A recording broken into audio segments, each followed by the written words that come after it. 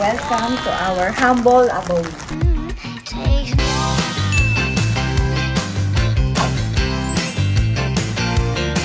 Pasok po kayo. Naulan po kasi. Okay, so pagpasok po natin mga kabilabs, ito yung makikita natin. Meron po ditong radiator. Gawa ng ginagamit po ito kapag winter. And as you can see mga kabilabs, nandito yung mga chinelas natin. Meron po tayong mga pangloob na chinelas. And Kian! Nadaan lang. So, kumakain po siya ng popcorn. Saan niyo po gusto? Sa kusina o sa kwarto ni Kian? Kusina. Sa kusina daw po muna tayo. Si Kian po ata ang mag-tour. Siya na mag-tour ng kanyang room. So, kung makapansin yung mga kabilabs, lahat po ng area dito, meron siyang sariling pintuan. Dito sa lounge, meron din siyang sariling pintuan. Ganyan po yung setup po. So, dito po yung kusina natin. And pagpasok na pagpasok, yung ref agad yung makikita natin. So, kung napanood nyo po yung day 3, kung subayban nyo po yung ating daily vlogs, di ba nakita nyo, stock room po yan, nasa likod. So, dyan po nakalagay yung aming mga maleta and yung mga boxes, yung mga pinaglagyan ng mga TV. Tada! Isa ito sa favorite part ko ng bahay kasi, di ba, mahilig tayo bilang nanay, mahilig tayo magluto or mag-bake. So, as you can see mga kabilabs, dito namin ipinwesto yung kettle, yung rice cooker, and toaster. Di ba nabanggit ko dati sa daily vlogs natin? Gusto ko kasi sa mga appliances is uniform sila, iisang kulay. So, as you can see, white and black. And ito naman yung ating microwave. Ang nagustuhan ko dito mga kabilabs, ay marami siyang instruction dito kung ano ba yung mga kailangan mong i-init or i-melt. So, ganun din po siya dito. Yan. So, hindi lang siya basta microwave. So, bilang tayo ay nag-bake lagi, gamit na gamit ko tong soft and melt para sa butter. Let's see kung ito ay magtatagal. Kung magkano to, mga kabilabs, hindi ko na kasi siya memorize yung mga appliances na yan. Pero naitakal po natin yan sa daily vlogs. And ang aking love na air fryer. Yan. So, gamit na gamit namin to, especially kapag mabilis ang mga lutuan. Instead na gagamit ka ng oven na maaksaya, napakalaki sa kuryente, eh, mas maganda yung air fryer. Saka less oil kasi to, kaya isa siya sa nagustuhan ko. Mayroon din tayong vlog nito, mga kabilabs. And kung gusto niyo bumili online, yung link nasa baba, nasa description box below. Kung napanood niyo yung bahay, yung napagawa ko ng bahay sa Pilipinas, mga kabilabs, ipinwesto ko talaga na yung sink, dishwashing sink, is nakaharap siya sa labas. And thanks God, kasi ganun din yung nakuha nating bahay. Habang nagugas ka ng plato, yan, harapan po siya ng aming entrance. So kung may kakatok, kitang-kita namin agad. Ayun mga kabilabs. And as you can see, meron tayo ditong peppermint in Hero Nana, ang tawag namin dyan. And ito naman ay petrozilia or parsley. So, pag may kailangan kami, kukuha lang kami dyan. So, yan. So, ito naman yung patiktikan ng mga pinggan. And nandito yung basura. And yung mga kailangan natin. So, as you can see, wala pa masyadong laman. And punta naman tayo dito sa cutlery. Ayan, tada! So, nabili namin to sa Tesco, mga kabilabs. Ayan. Halos lahat sa Tesco. Ang Tesco kasi malapit lang dito sa amin. And dito yung mga pang-bake ko. So, as you can see, Tesco din siya. And dito yung sa bigas and lagayan ng sibuyas at bawang. Ayan, so dito naman po yung mga chopping boards namin, strainer, and yung mga kaldero. Kawali, yan. So, dito naman mga kabilabs ay yung ginagamit namin ngayon ay Surf. And yung ating fabric conditioner is Lenor. Pang-spray, antibacterial, and ang pinaka-Zonrox dito. And yung nabili natin washing machine sa British Heart Foundation. Ayan. Okay, so dito po mga kabilabs, yung lutuan na to, tiyatanggal to para magluto. So as you can see, dumating kami dito is ganyan na yung kulay. So siguro sa susunod na araw, maghahanap tayo ng pwedeng pampaputi dyan. Ayan. Tapos dito naman yung exhaust fan and yung light. Paano siya gumana? Yun to. Tapos yan. Yan. Pagdating naman dito mga kabilabs, yan yung mga spices natin. Okay, pang-bake ko. And yung mga mantika, toyo, etc. And dito naman mga kabilabs is yung mga kape, sukal, gatas. Ito ginagamit ko sa puto. Meron tayong nido dito. And yung almusal ni Miss Emily as Weetabix. And minsan yung quaker or porridge na tinatawag dito. So dito naman mga kabilabs is yung mga pang-bake ko. Yan. Ay, mga chichirya. So, nakakatawa mga kabilabs. Kasi ang daming cabinets, diba? Sa sobrang dami niya, kasyang-kasya na yung mga gamit natin. Bilang nanay, diba? Napakasarap na lahat ng gamit mo nasa loob. Hindi siya nakalabas. Ito, i-flex ko lang, mabilisan lang mga kabilabs. Ito kasi, di ba, bilang mahilig tayo mag-bake. Nandito na siya lahat. Yan, yung mga kutsara. 1 teaspoon hanggang sa 1 tablespoon. Saka meron din siyang cup. Yan. Nung nakita ko to, ito na yung kinuha ko. Then, nakaseparate kasi yung mga kukunin ko sana. Eh, nakita ko to, isang set na pala. Tapos, yan, diba, kaunti lang yung i-bake ko. Ito yung gagamitin ko. Strainer naman to. Ito, pag maramihan pag-bake. Ayan. Nakakatuwa kasi hindi siya takaw space. And ito, hindi pa natin nagagamit, pero pang squeeze siya ng lemon. And pwede din siya pang egg separate. Tama-tama pag nag-leche plan tayo. Gagamitin ko to next time mga kablabs. Kailang bake na tayo dito. Hindi ko pa siya na-share, pero keep on watching. I-share ko sa inyo yung mga ginagawa ko. Mga cookies, muffins, na gusto ng aming anak. And then, dito naman, yung mga vitamins natin. Yan, mga allergy tayo. Tapos yung mga ayamin. Kasi pag umiinom ako ng gamot, gusto ko kasi meron mga sweets. And dito, yan, yung mga pang-bake chocolate chips. And dito, mga kabilabs, yan, yung mga dala pa nilang noodles, sinapay, mga kokwa, kasi diba, nabibake tayo. Powder, baking soda, mga palaman. And ang favorite nila na popcorn, mga dilata, yan na lang tira sa dala nila. And mga baso natin dito. So, that's it. Ito yung ating kusina, mga kabilabs. Okay, kabilabs. Yung presyo pa nga pala ng ref, kung hindi ako nagkakamali, is 399 siya. Pero to make sure, panoorin niyo po yung day 7. Nandun lahat kung magkano siya, kung magkano yung mga presyo, at kung bakit namin napili siya. Dito naman tayo ngayon, mga kabilabs, sa dining room. Buksan natin ang ilaw at madilim. So, dito yung pinaka-dining room namin. Dining table. Nabili namin ito sa charity shop, sa Build Care, na 75 pounds. Kung gusto nyo makita bakit ito yung napili namin, nasa day 6 po yun. And, tada!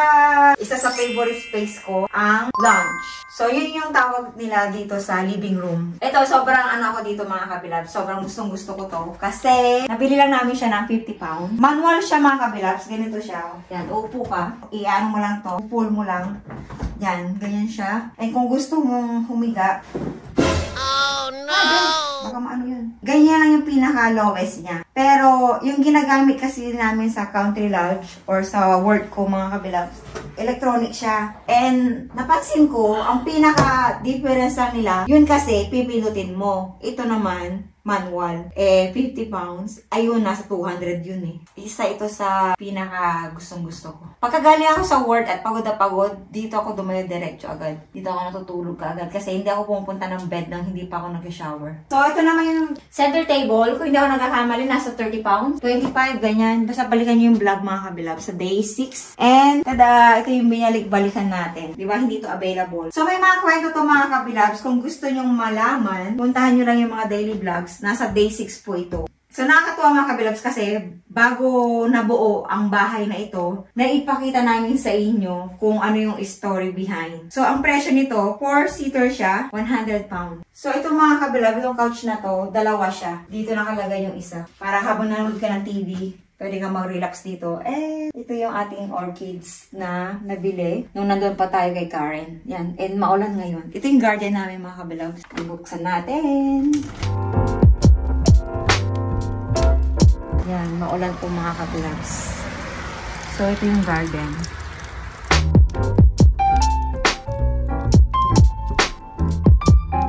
And, meron ako idadagdag mga kabilabs sa inyo. Thanks God kasi nandito tayo sa ground floor. Kung nakapansin yung buhay ko dati sa Israel, 5 years akong nasa 8th floor. Pero dito kasi iba na yung setup natin. Dito kasi sa UK, napakahirap kung nasa taas ka kasi lagi kang yung dahan-dahan. Hindi yata buhos ang mga second floor dito eh. Kasi kung buhos yan, hindi mo na sila maririnig. Hindi concrete. Hindi siya concrete.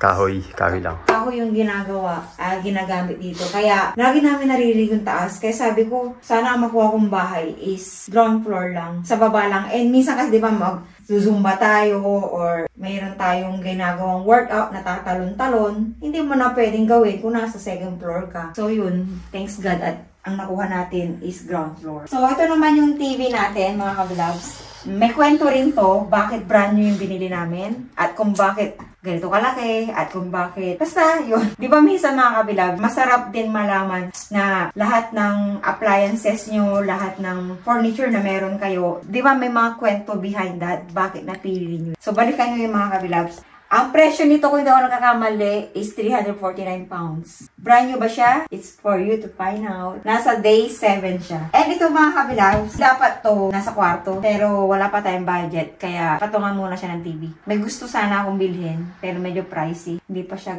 practical ngayon. So second hand siya. Nabili namin siya sa British Heart Foundation ng kung hindi ako nagkakamali. So, kalalabas lang natin to kahapon. Binili namin to. Yung vlog natin kahapon. And nandito yung ating mga books. Ayan, wala pa kasi tayong bookshelves. So, for the meantime, dito muna. Pero, pagka mga kabilabs, maganda sana dito mga pictures. So, meron tayong Bible. Ito yung galing sa Hillsong mga kabilabs. Yung church na inatin na namin sa London. Binibigay lang nila to ng libre. And, syempre, bilang mommy, delicate tayo sa amoy ng bahay. Isa siya sa nakaka-good vibes. Halimbawa, stress ka sa work, meron kang pinagdadaanan, wow. Ang sarap na meron ka naaamoy or mabango yung bahay. Naiwan kasi namin sa Airbnb yung mga candles. Akala ni husband, doon daw yun sa Airbnb na nirent namin. So, wala tayong candles ngayon. Kung wala yung candles, pwede yung ito, diffuser. Yan, isa ito sa kinaadikan ko. Bango kasi ng bahay. Sa kwarto meron din tayo. So, yun yung next. Welcome to our secret place. So, secret dapat to. Tara, pasok po kayo. So, ito po yung ating bed. Wow! Ayan. Isa sa, favorite ko. Kasi dito ka magpapahinga. Pangarap po talaga mga kabilabs noon pa. Kahit sa Pilipinas pa lang, yung magkaroon ng ganyang bed. Yung mataas yung headboard. Diba, pagod tayo sa work. So, madalas ang ginagawa ko bago ako matulog, nakataas yung pa ako dito. And, syempre, pagka nag-i-edit ka, or nagbabasa ka ng books. Ang sarap ng sumandal dito. So, ang size niya ay king size. Ang presyo po nito ay 265. Kasya po ang tatlo eh. Sabi ko nga kaya, tumabi siya sa amin eh. So, isa sa mga nagustuhan ko sa kama mga kabilabs is, meron siyang apat na, yan, apat siya. So, hindi ko na masyadong ilalabas. Dito din mga kabilabs. So, meron din siya dito. Yan. Yan. O, diba? Ang ganda ng kama na to. So, ang dami naming space, mga kabilabs. As you can see. Kaya lahat nakatago. Gusto ko kasi lahat, nasa loob. Especially sa kusina. And, syempre, tulad po sa dining room, di makawalan dito ng diffuser. Ayan. Pero kung may budget tayo, candles. Mga scented candles. So, nakalagay dito, sleep tranquil siya. Napili ko siya para masarap siya sa pagtulog. So, meron naman tayo ditong, dala ko to. Galing Israel. Lagayin natin yan ng alahas. And, dito naman, Jo Malone. Ating candles. And, printer. And, dito yung aking table. And, ang ating play button. Thank you for always supporting my channel, mga kabilabs. Okay, mga kabilabs. Ito yung pinaka, natin, working space. Kumbaga, dito ako nagko-compute ng mga kautangan.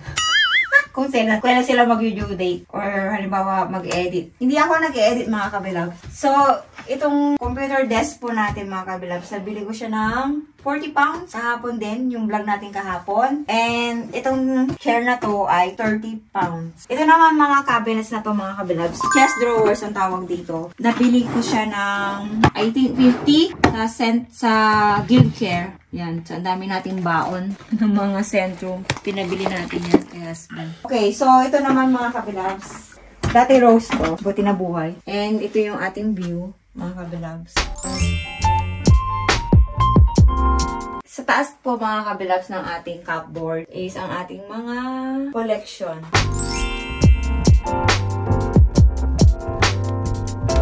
So, ito yung isa sa pinaka gusto ko, pinaka favorite ko siya na nabili ko. Though, pinakamahal. Isa siya sa pinakamahal. Pero, wala na kasi kaming choice. Kaya ito yung napili natin. Though, napakamahal niya mga kabilabs. 299. And gusto ko kasi dito may salamin siya sa labas. And brand new kasi siya kaya medyo pricey. Okay, ang next naman natin mga kabilabs ay ang toilet. Ito naman yung toilet natin. Tara! So, bago ka pumasok mga kabilabs, ito yung kanyang switch. Yan. Yan. So, meron siyang bathtub dito. And, tada! Realidad ng buhay natin. So, dito yung ating laundry area or yung mga dumihin. And, yan yung mga shampoos namin. Napakaluma pa lang na-style niya mga kabilabs. So, napakabigat pa niya. Ayan. So, yung mga towels namin mag-anak. And, ang toilet and ang lavatory.